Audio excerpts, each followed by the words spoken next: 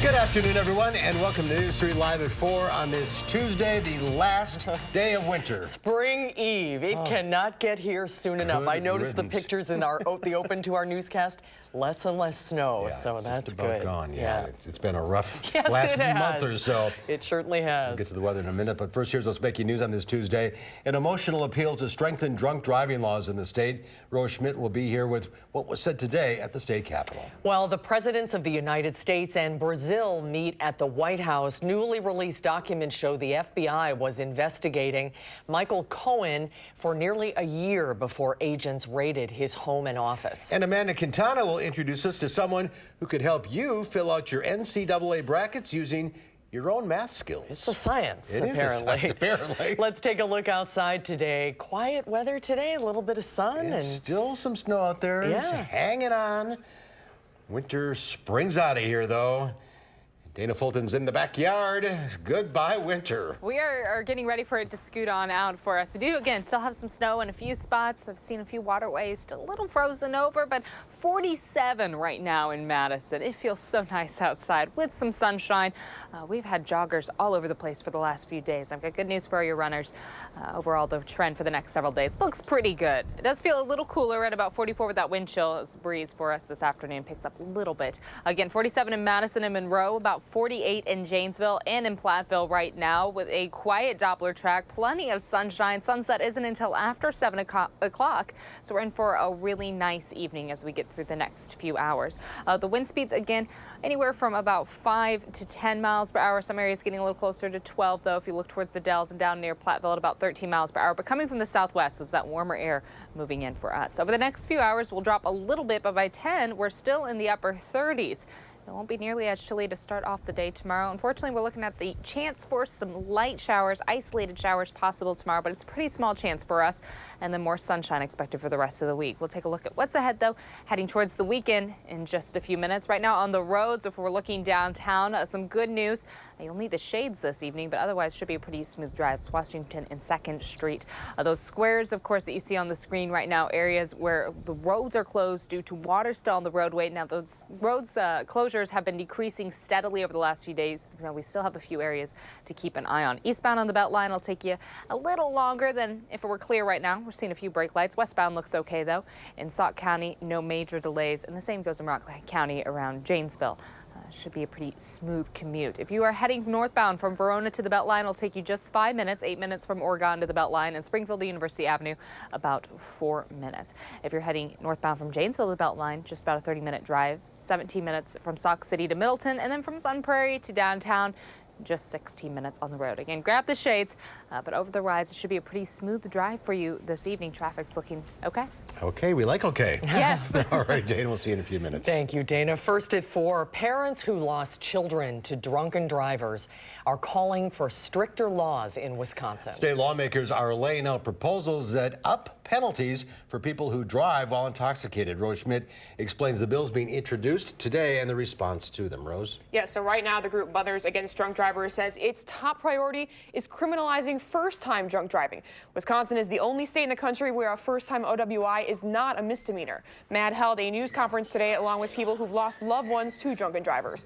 Representative Jim Ott introduced 4 bipartisan bills which would criminalize a first-time offense, require first-time offenders to physically appear in court, and up prison sentences for certain OWI offenses.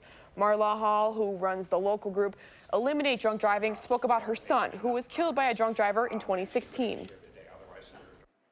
And it's hard to go on, but I'm going to keep this fight up because I'm doing it for him. I'm doing it for the future of his friends, the future of their children, their grandchildren, because it's got to stop. There's too much drunk driving in Wisconsin. Too many people are injured, too many people are killed, too many wrong-way drivers, too many people being smashed into. Representative Ott, who's a Republican, also signed on to a Democratic bill that would require all first-time drunken drivers to use ignition interlock devices for a year. Currently, they're only required to use those devices if their blood alcohol content was 0.015% or higher. Now, all 5 of these bills have been referred to the public safety committees in both houses. The bills will likely face opposition from Republican leaders. Senate Majority Leader Scott Fitzgerald released a statement saying his caucus will discuss the legislation introduced and then determine the best way forward. So definitely something to keep an eye on. But a huge problem in this state. Definitely, and they talked about it quite a lot today. All right, Rose, thank you. Thank you, Rose. A man shot by UW-Milwaukee police on campus is hospitalized in stable condition. 2 officers found the man armed with a gun sleeping on a bench in the Fine Arts Complex building around 7 o'clock this morning. An altercation occurred and he was shot. The police officers were treated for minor injuries. Officials say the man who was shot was not connected to the university. UW-Milwaukee is currently on spring break. Federal investigators began looking into Michael Cohen, President Trump's lawyer, long before the public was aware of it. That revelation became public today when a judge unsealed warrants used to authorize raids on Michael Cohen's home, his office, and hotel room. Newly unsealed court documents show Robert Mueller's office got court approval in July of 2017 to review several years' worth of Cohen's emails. They were investigating Cohen for possibly lying to banks, breaking foreign lobbying laws, and money laundering. Prosecutors asked the redactions, saying they're still looking into hush money payments made to 2 women in the final month of the 2016 presidential campaign. Cohen is scheduled to begin a 3-year prison term, that is, on May 6th. The crisis in Venezuela dominated a joint press conference today between President Trump and the president of Brazil. Nicole Killian has more about the 2 leaders meeting from the White House. The crisis in Venezuela was at the top of the agenda as President Trump welcomed Brazilian President Jair Bolsonaro to the White House. At a joint press conference, President Trump would not rule out a military intervention. All options are open. I think of all possibilities. All options are open. We'll see what happens. Venezuelans have been suffering from power outages and water shortages, while Nicolas Maduro and interim President Juan Guaido are locked in a leadership struggle. For as much as it's possible for us to do together to sort out the issue of the Venezuelan dictatorship, Brazil will be more than willing and ready to fulfill this mission. President Trump also took questions on domestic issues, including the 2020 elections, and whether he would consider expanding the Supreme Court. We would have no interest in that whatsoever. It'll never happen. The president accused social media executives of discriminating against conservatives after Republican Congressman Devin Nunes filed a lawsuit against Twitter. You see the level of, in many cases, hatred they have for a certain group of people that happen to be in power, that happen to have won the election. You say that's really unfair. The president doubled down on his own social media attacks against the late Senator John McCain when the 2 leaders met in the Oval Office. I was never a fan of John McCain, and I never will be. The president's comments on the late Republican senator from Arizona have drawn rebukes from congressional Republicans and Democrats, as well as the McCain family. In Washington, Nicole Killian for News 3 Now. President Trump also announced the 2 leaders are looking at a possible location in Brazil as a launch site for future space missions. The leaders also discussed the possibility of Brazil gaining privileges at NATO. Florida prosecutors have offered a plea deal to New England Patriots owner Robert Kraft and 24 other men charged with paying for illicit sex at a massage parlor. Kraft must concede that he would have been found guilty, perform 100 hours of community service, attend a class on the dangers of prostitution, and pay $10,000 in court costs. In return, the charges of misdemeanor soliciting prostitution would be dropped.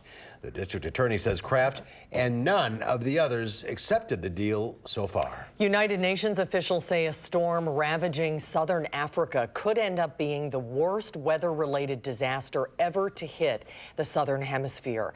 More than 1,000 people are feared dead after a cyclone struck last week. Rapidly rising floodwater, 20 feet deep in some places, is making for dangerous rescues. People are climbing trees and rooftops to save themselves. The cyclone damaged or destroyed homes in Mozambique before dumping huge amounts of rain on Zimbabwe and Malawi.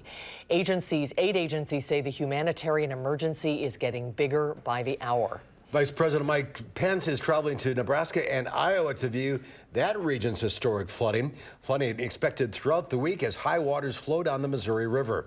Iowa's governor says that the flooding kicked off when the highest amounts of rain and snowfall in 124 years combined with increased runoff because the ground was still frozen.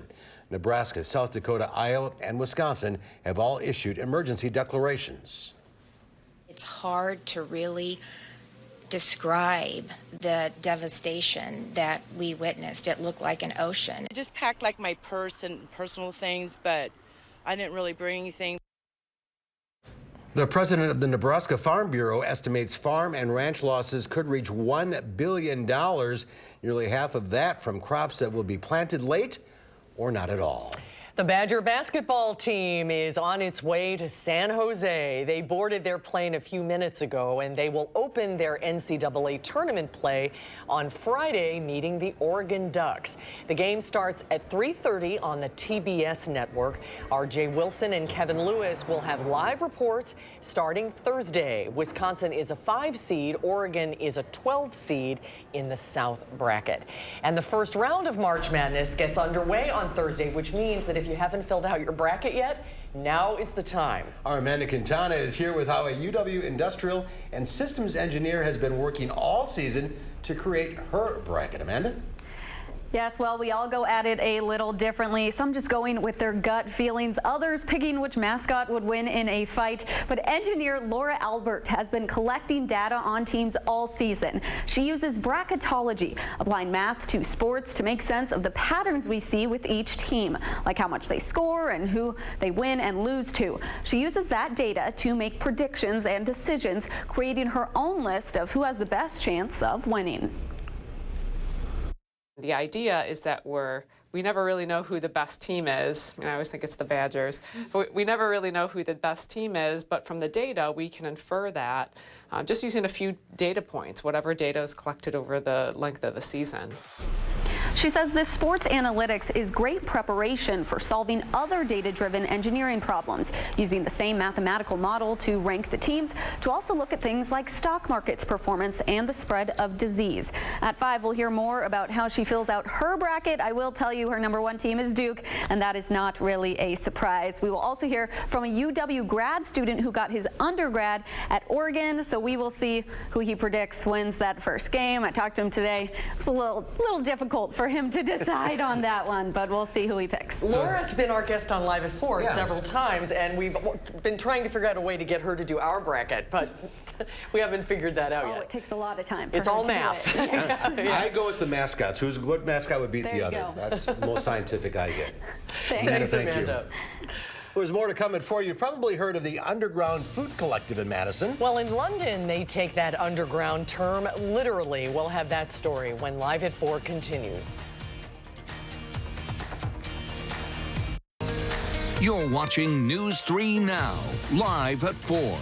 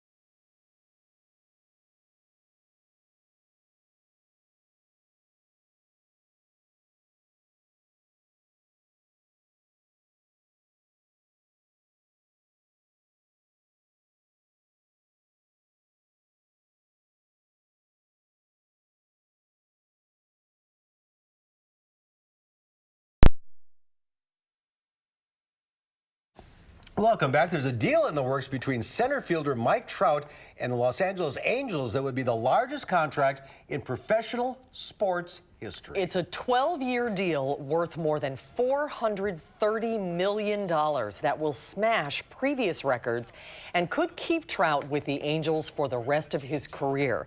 It would top the new $330 million 12-year contract between Bryce Harper and the Philadelphia Phillies. The 27-year-old, who is a two-time American League MVP award winner, would play for the Angels until 2030. Wow, that's incredible. Money. Well, renewed trade worries bogged down Wall Street. The Dow Industrials lost 26 points, ending the day at 25,887. The NASDAQ Composite Index managed a 9-point gain, but the S&P 500 was off fractionally. Farmers in London are taking their crops from tunnels to tables. The underground technique is changing the way city consumers get their greens. Gwen Baumgartner reports from London. 100 feet below London's busy streets, there are rows of green, farmland like you've never seen before.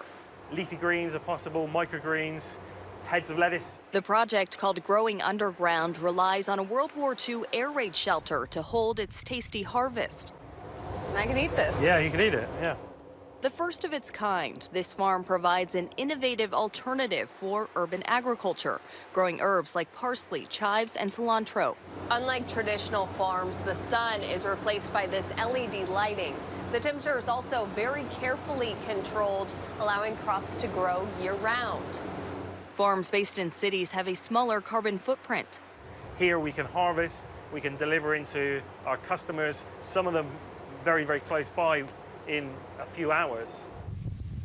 One stop on their delivery route, the restaurant Eska, located just above the farm.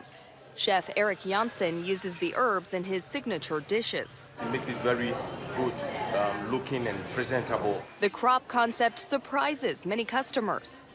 Well, that's amazing, isn't it? I didn't know that. I mean, it tastes amazing anyway. It tastes really good. So it doesn't taste any different? No, no different. It tastes really good, really fresh. Growing Underground's success has encouraged other cities like New York to start planting similar farms. There's a vast amount of underground space all over the world. Meaning the next farm could soon be growing right under your feet.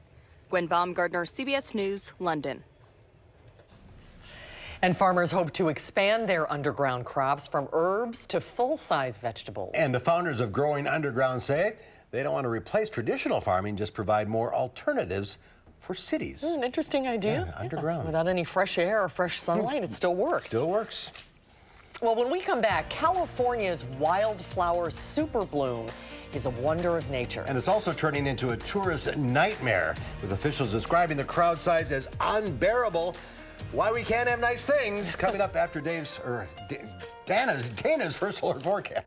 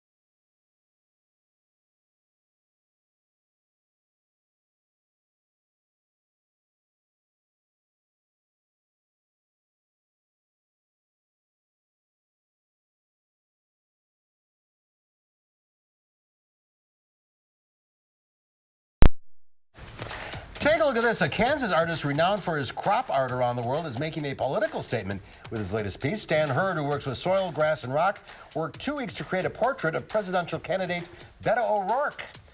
Hurd built the giant 2-acre likeness on donated land in Austin, Texas, located just north of the airport.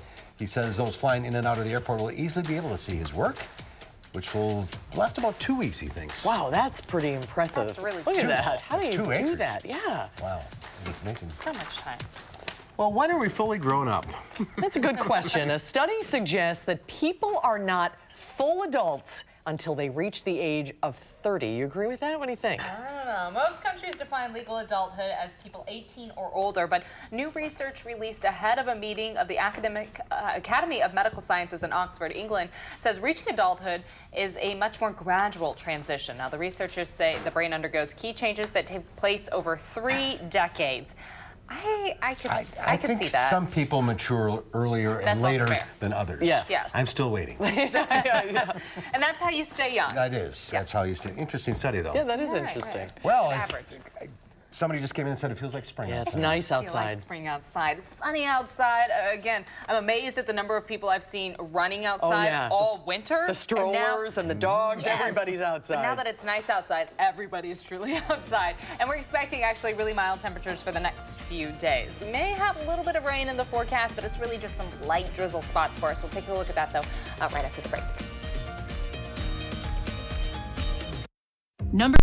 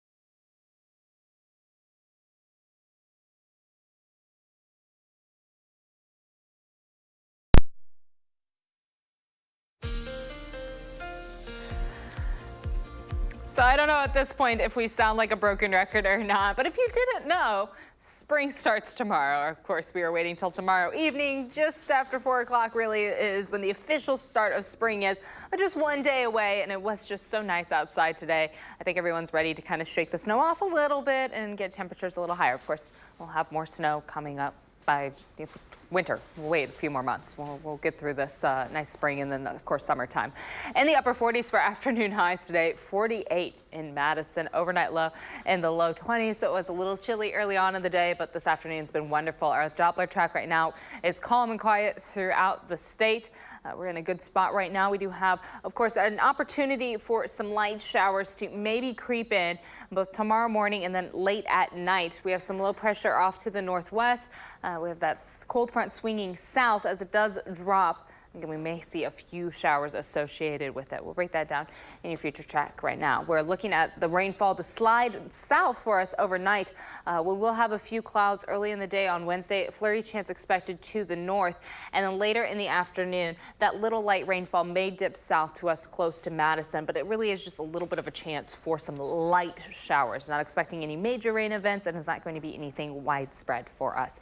Thursday, we have a mostly sunny sky throughout the state. And as we head into Friday, that sunshine just continues for us. It really should be a nice end to the week. Saturday, not looking too bad either. A little closer look overnight. Our temperatures will fall again, but not quite as chilly to our overnight lows in the mid to low 30s for us. We'll have a few pockets of sunshine tomorrow, but mixing in with some cloud coverage. Later on in the day, we do have that chance for the sprinkles to slide on through in the early afternoon.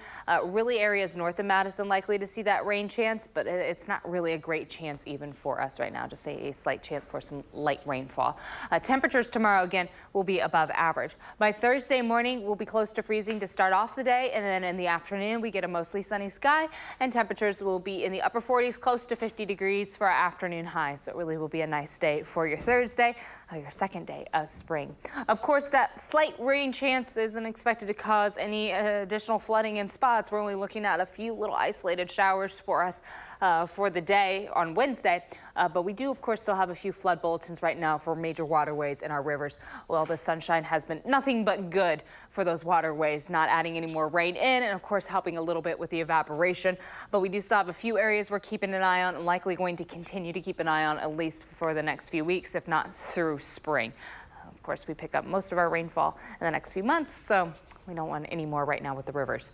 Overnight, we'll fall to about 31 degrees. We do have a southwest breeze for this evening, about 5 to 10 miles per hour. It is just a little breezy outside right now, but it's not too bad, not as much of a wind chill to factor in. Partly cloudy sky this evening, and it's not going to be as chilly for us. About a 10-degree jump, actually, from our overnight lows last night into tomorrow morning. Mostly cloudy for us for your Wednesday. Again, a few pockets of sunshine mixed in there, but otherwise mostly cloudy skies and a chance for a light shower mixed on in there. Not a huge chance for us. It will be a little more breezy for Wednesday afternoon, 8 to 15 miles per hour, and that high temperature of 48 will be a little above average, but it'll feel pretty similar to, of course, our high temperature for today.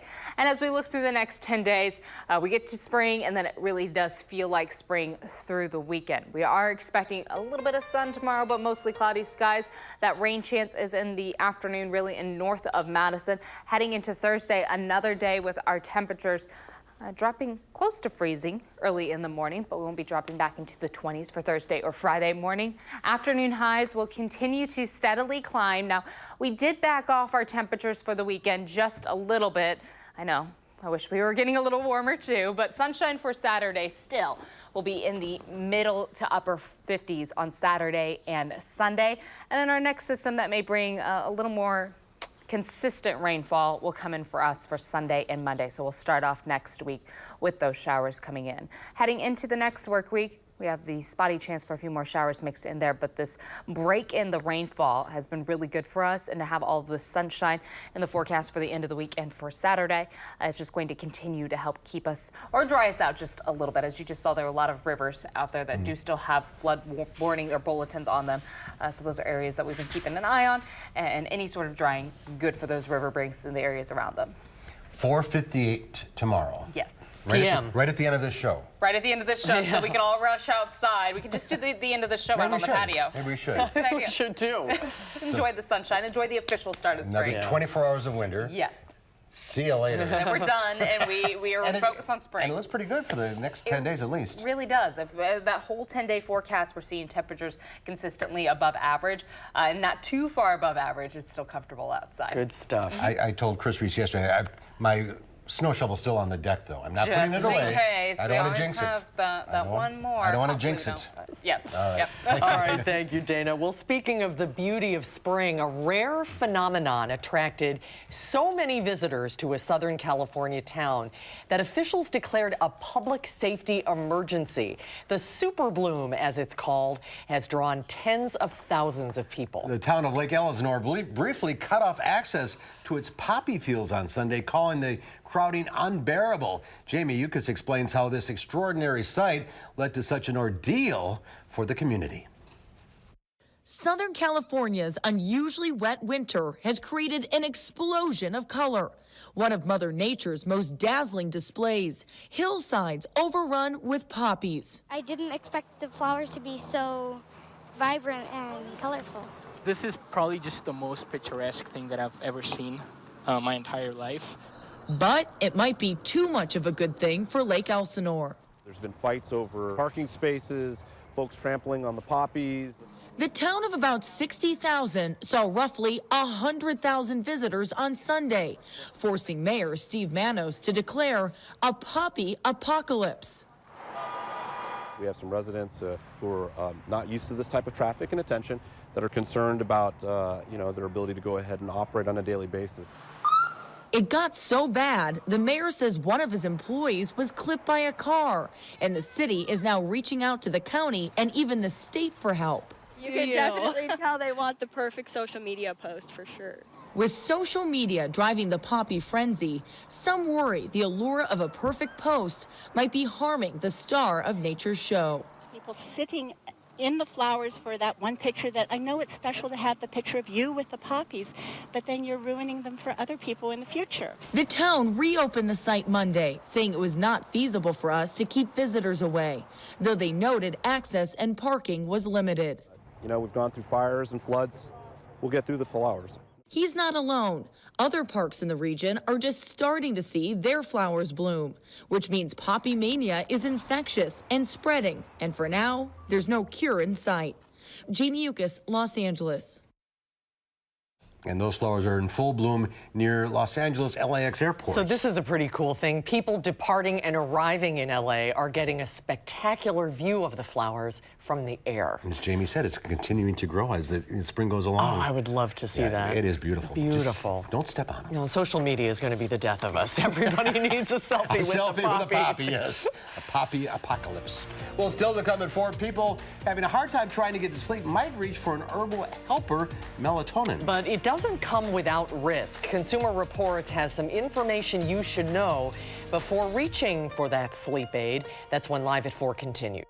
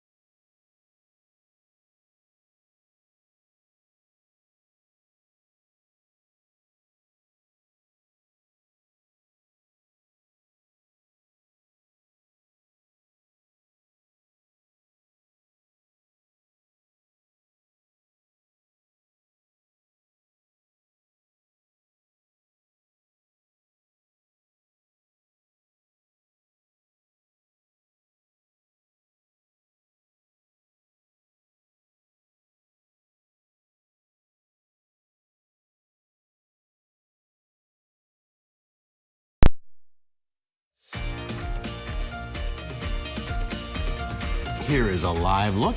Downtown Madison, beautiful. End of winter. Sunny Tuesday afternoon.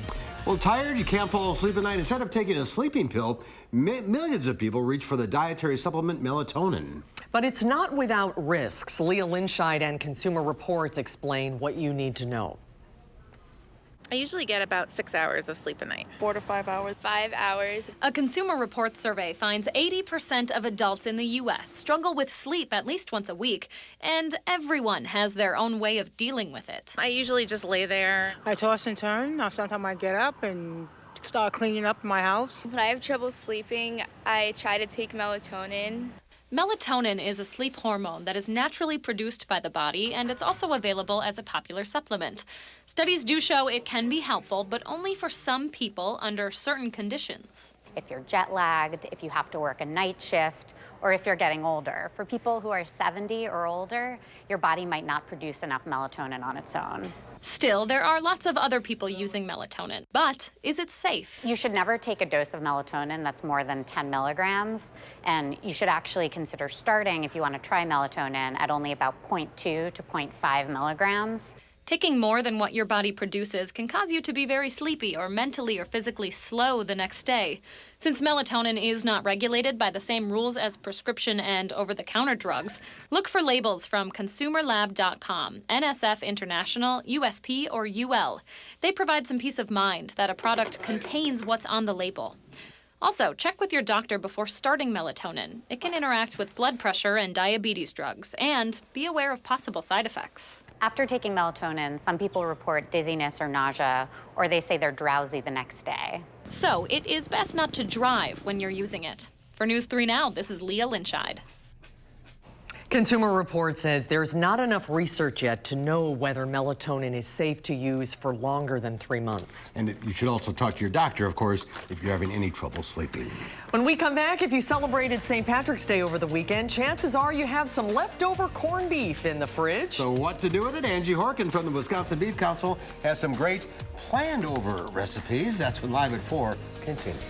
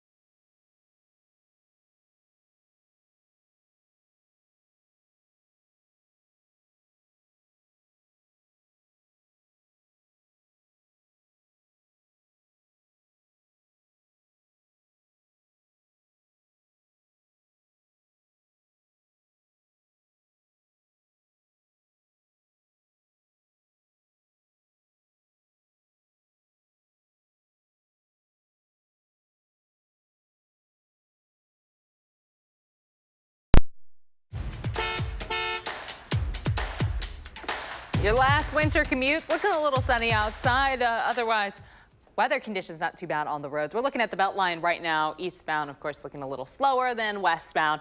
But right now we are actually seeing traffic moving just fine. It's just a few brake lights slowing down a little bit right at Rimrock Road on the Beltline. As we look throughout much of Dane County, things seem to be okay for most of the area. Again, these squares are areas where we do still have a few road closures due to some water on the roadway. I do want to get to this area near 94 and the exit to get on to 73 westbound on 94. That exit is closed and the westbound side is closed right now due to an accident. So we're seeing significant delays on the westbound side and then also on the eastbound side leading up to that accident, significant delays at 94. So anybody having to travel back and forth between Milwaukee and Madison or Johnson's Creek and Madison, certainly going to be dealing with some delays right now. Looking at the eastbound side of the Beltline, again, that's where we have the brake lights. Westbound looks okay all the way through from 51 to Middleton. And if you're taking the Beltline even further up, 12 and 14 through Prairie du Sac and the Dells, not seeing any major delays. Janesville looks okay right now. All of Rock County, no major accidents again to report. Just a few brake lights popping up for us downtown Janesville and in downtown Beloit. Our drive times, if you're stepping from Verona to the Beltline, about 6 minutes. From Oregon to the Beltline, 7 minutes. And from Springfield to University Avenue will be about an 8-minute drive. Northbound from Janesville to the Beltline, 26 minutes. So that should be a smooth drive this evening. Eastbound from Sauk City to Middleton, 8 minutes. And then southbound from Sun Prairie to downtown, about a 7-minute drive for you this evening. That's a quick look at your first alert traffic. All right, Dana, thank you. Thomas Panic just made history as the first blind runner to finish the New York City half marathon with his guide dogs. Each of his 3 dogs took a shift, and Panic crossed the finish line in less than 2.5 hours. Panic hopes he and his dogs will inspire others with disabilities to take part in more activities. Oh, that's very inspiring. Little booties on the dogs. Yeah. That's very cool. Well, another St. Patrick's Day has come and gone. Do you have a lot of leftover corned beef and you don't know what to do with it? Well, Angie Horkin from the Wisconsin Beef Council is here with some great suggestions. Hi, Angie. Can't have too much corned beef. Well, I don't know. Apparently you can. It is corned beef month. It's still All right, March, so we have lots of good ways to use it up. Yeah, right. So if you do have a little bit of leftover corned beef, or even if you're looking to eat corned beef throughout the year, because sometimes we forget about it and we just eat it in March, but these recipes can be made anytime. Appetizer recipes that you could fit into your appetizer swing, and they're kind of nice. They're tasty and they're easy. Okay, so this looks pretty familiar. Right, so Reuben bites. So I started with some little cocktail rye bread. All right, we'll take over here. Yeah, and some sourdough. And then I put a little bit of Thousand Island dressing on and then just bake that in the oven a little less than 10 minutes. And then topped with actually deli sliced corned beef that I bought. I bought a pound. Okay. And then a little bit of Swiss cheese, sauerkraut, and then pop those back in the oven for about 3 minutes. Let the Swiss cheese melt and they get nice and hot. And then you can top with a little more Thousand Island dressing after you pull them out of the oven. So just like a Reuben. Just like a Reuben. Except bite size. But bite size, Very so cute. perfect for a party. And you can make a lot of them with 1 pound of corned beef. All right, Susan is still recovering from her pneumonia. She is. We'll save her some. She's coming back soon. All right, let's move along. So corned beef. That's okay, Susan. We got it. Have a little Reuben. Yeah, I'm good. Sorry, Angie. That's okay. So corned beef and pickle dip. 3 ingredients. So, and I did use actual leftover corned beef from my brisket that I made on Sunday, and I put it in the food processor. Just processed it a couple times, like burst 5 times, and it shredded it up really nice, and then added mayonnaise, actually used light mayonnaise, and then about 1.5 cups of just coarsely chopped dill pickles, and I used the little slices because they're already small, and just chop those up and put them in, and 3 ingredients, and it's really good, and you serve it cold, make it ahead, put it in the fridge, and Sort of like a ham salad, sort of. Yeah, like ham spread. Ham spread, but yeah. it's corned beef. Ham dip. Corned beef, mayonnaise, and pickles. Yeah. That's all it is. And then I bought some like the bagel crisps, and then some rye crisps. Excuse me, I rye need to crisps try is this. perfect. Go for it. Cucumber, red pepper, whatever you like, or whatever you have Great idea. in the pantry. That's very good. Yeah, Good. Good. This is a rustic corned beef and potato bake. So it's actually a planned over recipe from a full corned beef recipe, but you can make this without making the full corned beef recipe. So you just start with some cooked potatoes. So if you do baked potatoes for supper and you have extra, which sometimes I do, you can just wedge them up, put them as the base layer in the bake, and then top with some cooked corned beef, shredded Swiss cheese, a little bit of shredded Parmesan, and then some butter, horseradish, and green onion. Kind of melt the butter in the microwave, mix that together, drizzle it over the top, and then bake in the oven about 30 minutes, covered in foil. 350-degree oven. That's it. Take the foil off, finish it a couple more minutes, up to 5 minutes to get a little more hot and bubbly browned on the top. And super easy and super fun for, this is great just for a weeknight meal. Oh, yeah. Very, very tasty, very filling. So beeftips.com, and we have a brand new refreshed website this month. So if you don't recognize it, it looks new, but mainly all the same recipes and great information. But right now when you go there, you'll see a link to all of our corned beef recipes or the As Seen on TV recipes, and then a corned beef 101 page. So if you haven't checked that out yet, go there, and it's got more recipes and more cooking tips and everything you need to know about corned beef. If you're still in the mood for corned beef, you can make a new one. You know, it's almost worth making another one just to make these. Just to have enough to make all these other recipes. Hey, can you eat corned beef all year? I only seem to see it in this time of year. I think so. I usually like to stock up right now, buy 1 or 2 and put them in the freezer. Well, that's a good idea. Freeze really nice. You just put them in that packaging. Don't open them or anything. Put them in the freezer. Right in the plastic. Right in the plastic, in the juices and everything, and then pull it out later in the year. You know, it's kind of fun in the summer too, just to pull out and put in the slow cooker all day. Kind of reminds you of St. Patty's Day. Yeah, when you get the craving for it. Beeftips.com. Yes. All these great recipes. Thanks, Angie. I'm going to try one of these Reubens. I just want to do it, trying to talk. All right. Thanks again. You're welcome. We'll see you next year for St. Patrick's Day. Yep. Probably before that. Thanks, Angie. All right. We'll be right back with the final check of your forecast.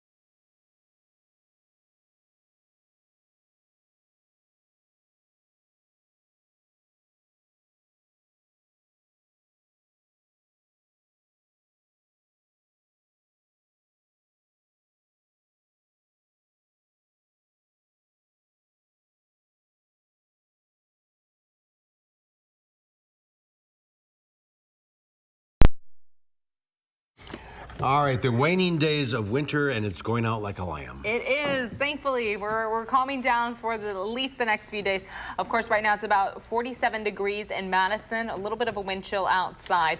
We are expecting our temperatures, though, overnight to fall quite a bit for us. As we head into tomorrow morning, we are planning on our temps being close to freezing just in the next few hours. We're looking at the mid-40s here. By 8 o'clock, we're close to 40 degrees, and the upper 30s by 10. and that is going to come again with a little bit of a breeze, a little wind chill for us by early on in the day. But we are going to see the slight chance for some showers tomorrow, especially in the afternoon in areas north of Madison. It is a very, very small chance. You may only need the umbrella for about 5 minutes or so. We're not looking at a major rain event coming through by any means. But temperatures over the next few days are going to be pretty mild and very spring-like for us. Yeah, when it stays above freezing overnight, that really gets rid of those piles that are still hanging around. Yes. All right, Dana. Thank you. Thanks, Dana. And coming up tomorrow here on Live at 4, it is the first day of spring, and Lisa Briggs from the Bruce Company is ready to take it on. Plus, the parents left behind. We'll see how they cope after losing a child to the opioid epidemic. That's tomorrow on Live at 4.